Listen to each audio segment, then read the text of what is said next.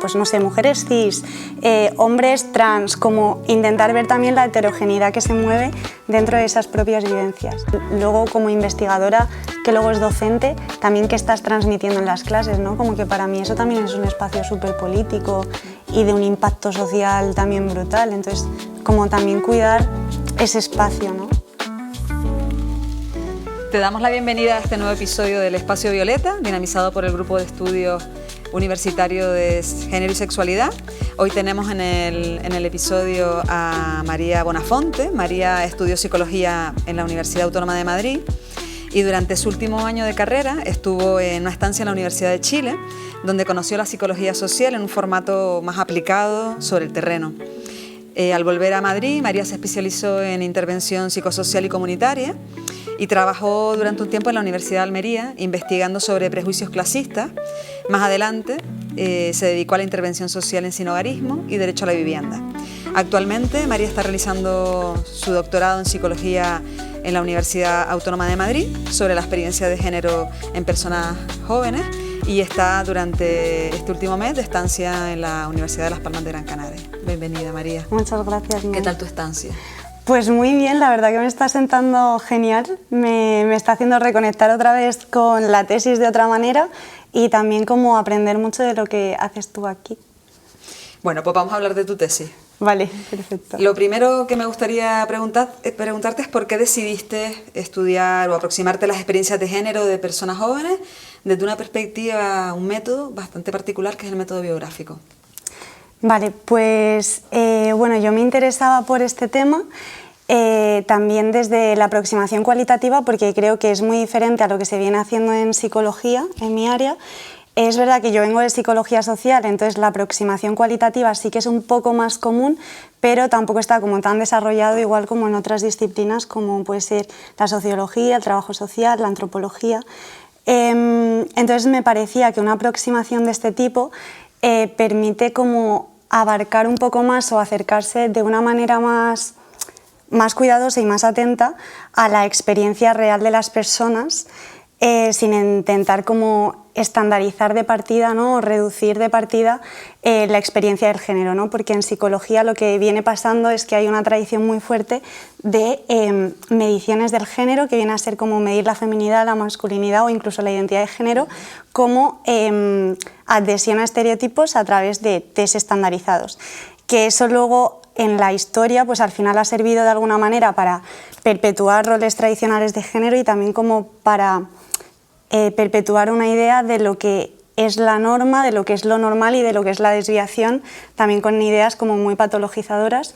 Entonces me parecía que aproximarse desde esta disciplina justamente desde una mirada que abarca más, que no impone de primeras, es también como una especie de restitución de lo que se viene haciendo en psicología y como que abre un poco la pregunta de cómo podemos abarcar este tema desde otra mirada y cómo podemos hacer en la práctica una investigación como también más ética. Y también por otro lado me gustaba porque desde una partida epistemológica de los feminismos de segunda generación, que es como toda la idea de la esencialización del sujeto, ¿no? Como no creer que existe como un sujeto unitario, homogéneo, como pues eso, la mujer, ¿no? Que vienen diciendo los feminismos, como con una experiencia que nos abarca a todas, sino intentar ir un poco más también a los entresijos y no categorizar solo en pues no sé, mujeres cis, hombres trans, como intentar ver también la heterogeneidad que se mueve dentro de esas propias vivencias. Y háblanos del método de historia de vida. Vale. Y en concreto, ¿cómo has ido aplicando la técnica de la entrevista en los casos con los que estás trabajando? Vale, pues yo ahora mismo he hecho como 25 entrevistas de historia de vida que tienen una duración, en mi caso, de entre 2 a 6 horas y en algunos casos, pues claro, por la densidad han sido 2 sesiones. Y en estas entrevistas lo que intento es como acompañar a la persona en su proceso de narrar su vida, intentando ver cómo emerge la narrativa del género ahí. Y es una entrevista muy amplia en la que la persona, a través de una pregunta inicial, la persona va como narrando su vida y es verdad que en mi caso, porque luego hay muchas formas diferentes de aproximarse, yo tengo como unas temáticas que me gustaría como recorrer o etapas vitales que me gustaría como que de todas fueran mencionadas algo. Entonces yo de vez en cuando hago alguna pregunta sobre eso, si no sale, o cuando empiezan a hablar de una experiencia importante para ellas, e igual a veces indago un poco más para entender mejor.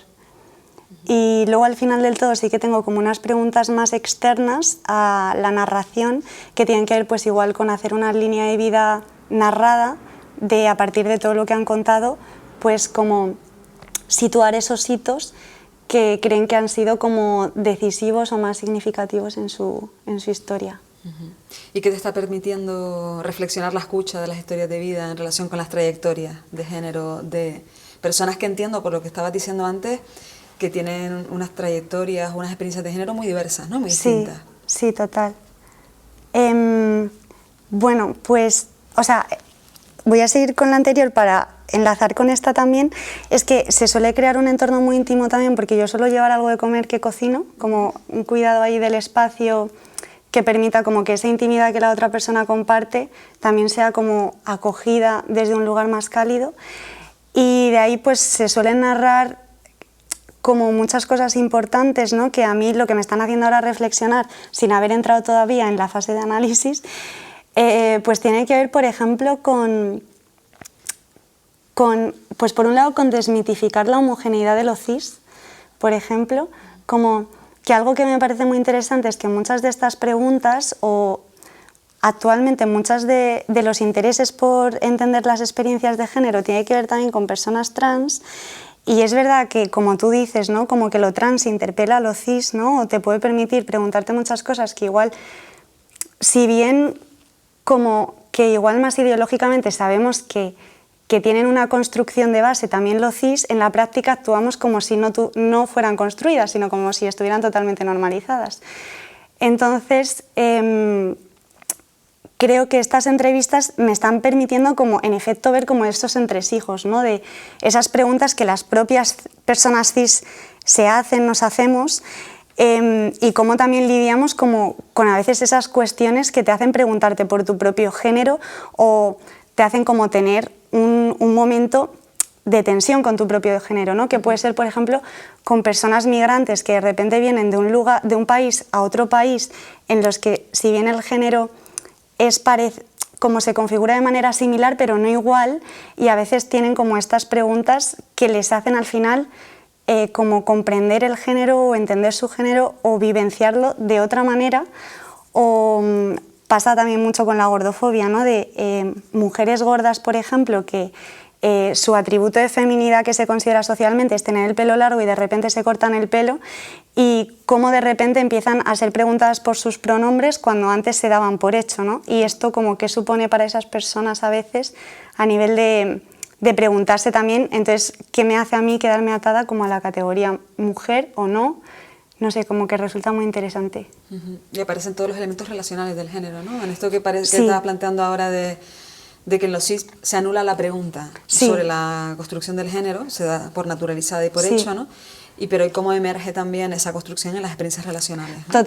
Total, como que se ve mucho eso, sí, lo que tú dices, como en la interacción, cómo aparece muchas veces esa pregunta, que a veces viene también por estar en activismos feministas, y a veces también era muy interesante como el propio discurso mediático a veces te hace tener una respuesta a esa pregunta, pero muchas veces a veces se queda en la superficie, ¿no? Algunas personas cis que me explicaban cómo era su vivencia del género lo hacían en contraposición a lo trans, ¿no? Como que las únicas respuestas que tenían para articularse, porque igual nunca se habían parado para elaborarlo tanto, tenían que ver con, bueno, pues yo no soy trans, nunca me he sentido diferente, ¿no? Entre comillas, como respuestas de ese tipo también. Qué interesante, también me parece que tiene mucho interés en el caso del trabajo que estás haciendo, en concreto las historias de vida, porque permiten articular a lo largo del ciclo vital eventos, ¿no? En esto que tú decías antes, cómo estructurabas la entrevista, que quieres que salga en algunos momentos, ¿no? Sí. ¿Cuáles son esos momentos que para ti son clave en la estructuración del género? Buah, pues es que hay momentos, o sea, depende mucho de la historia de vida, pero hay muchos momentos clave o sea, tanto en la infancia, adolescencia, en la entrada en la universidad. Muchos momentos clave tienen que ver con relaciones de pareja también. O con cómo, bueno, y en la entrada en la universidad y empieza a veces a tener como un papel fuerte el asociacionismo, a veces, como de repente entrar en un colectivo y empezar a preguntarte cosas de otra manera o empezar a explorar, es que me estoy acordando de una entrevista además que empezar a explorar como tu vivencia del género permitiéndote pues igual usar otros pronombres o porque tus amigas de repente de manera natural empiezan a usar otros pronombres para referirse a ti y también cómo acoges eso, o haciéndote preguntas en clase. Sí, ahí hay muchos factores importantes. Lo relacional de nuevo. Sí, sí, total. Bueno, ¿y qué tensiones encuentras entre los discursos académicos y los activismos en la actualidad en torno al género? Pues, o sea, a mí me parece como, así como a grandes rasgos, ¿no?, que por un lado hay un activismo y una academia que viene a ser lo mismo, como que no se vivencia como dos esferas tan separadas, ¿no?, que creo que es como, por ejemplo, tu caso o Lucas Platero, Judith Butler, ¿no?, como que siento que lo que se hace desde la academia o las teorizaciones que se hacen, las investigaciones que se hacen, tienen como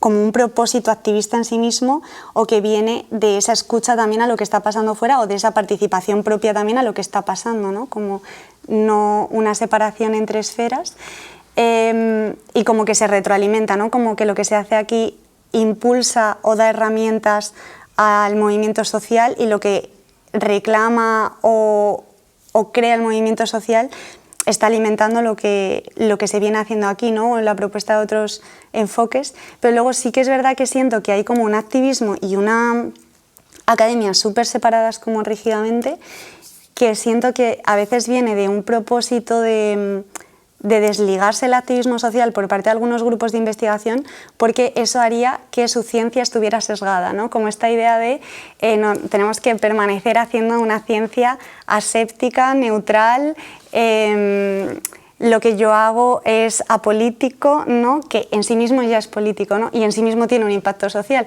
pero como esta idea de desligarse del activismo, y siento que esa academia muchas veces se reproduce dentro del propio sistema de investigación o de paper y no da como mucho afuera, o cuando lo da o cuando hace como una devolución a la comunidad, siento que a veces esa comunidad o ese activismo a veces lo acoge bien porque es como, bueno, me puede servir esto como herramienta, pero a veces es como, no, porque estoy harta de que tú teorices sobre mí pero no me escuches, ¿no?, o que vengas a mí a sacar información pero no me la devuelvas con un acompañamiento, ¿no? Y siento también que en esos casos el activismo también se quiere separar de ese tipo concreto de academia, ¿no?, desde ese hartazgo o sea, estáis desubicadísimos. Como, sí, eso me parece. Sacas temas aquí que yo creo que son muy interesantes, ¿no?, para pensar sobre la relación entre lo académico, lo científico y el contexto social en el que vivimos, o las aspiraciones de transformación o desde una perspectiva ética también de la mejora de las condiciones de vida de la gente, ¿no? Sí. Como si para que fuera científico, ¿no?, como tú estabas planteando, debería estar separado de esas cuestiones, ¿no? Y efectivamente hay una corriente en el marco de las epistemologías, que es las epistemologías críticas, que ven claramente que lo que hacemos tiene un impacto social. Total. Lo queramos ver o no. Total. Pero tiene algún tipo de impacto social. Y tiene, ¿no?, un posicionamiento político. Lo queramos ver o no, ¿no? Sí, entonces total. había autoras, yo que sé, como Sandra Harding, ¿no?, que habla mucho incluso de la importancia que tiene que se incorporen esos discursos para generar también mayor objetividad dentro de la ciencia, ¿no?, porque permite unas miradas más complejas, más diversas, ¿no?, que de otra manera estarían fuera, ¿no?, que creo que es un debate que a veces como que cuesta que llegue y que es muy importante que se abra el melón, ¿no?, como, no como aquella gente que le interesa más lo político, como si pudiera estar fuera, ¿no?, de la gente que le interesa más lo científico, y ver cómo articulamos esos espacios comunes, ¿no?, desde lo científico, lo académico, y con responsabilidad sobre el impacto social que tenemos, lo que producimos desde las universidades, y la importancia de que estemos en las comunidades y en las sociedades, no que estemos fuera de ellas, en una torre de cristal. Totalmente. O de marfil, como hay veces que y hay gente como que dice, ¿no?, si la universidad no estuviera atravesada de lleno por todo lo que está pasando, ¿no? Como si no fuera sociedad.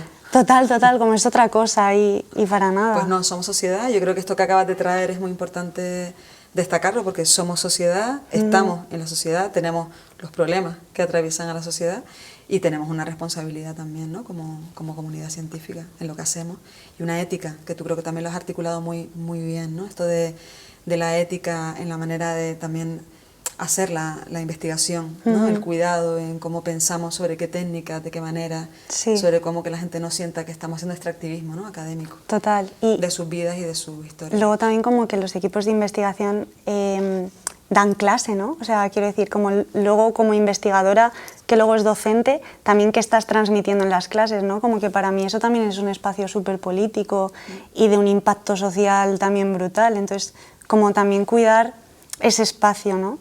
Que a veces se vive como un trámite, siento, en algunas... No, es fundamental. Sí, es súper importante.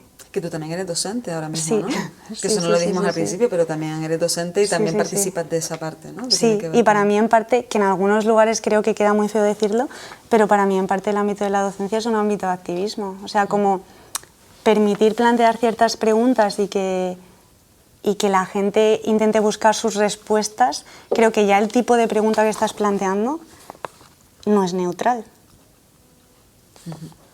Con esto de lo que no es neutral, nos vamos a quedar. Vale, genial. Muchas gracias por tu participación en el podcast y nos vemos en el próximo y pueden seguirnos en las redes de la biblioteca, en YouTube y además en concreto al grupo Sentipensar en Instagram, que es el Grupo Universitario de Estudios de Género y Sexualidad. Nos buscan como grupo /Sentipensar. Hasta aquí el episodio de hoy. Te esperamos en ULPGC Espacio Violeta y no olvides seguirnos a través de nuestro blog y de nuestras redes sociales.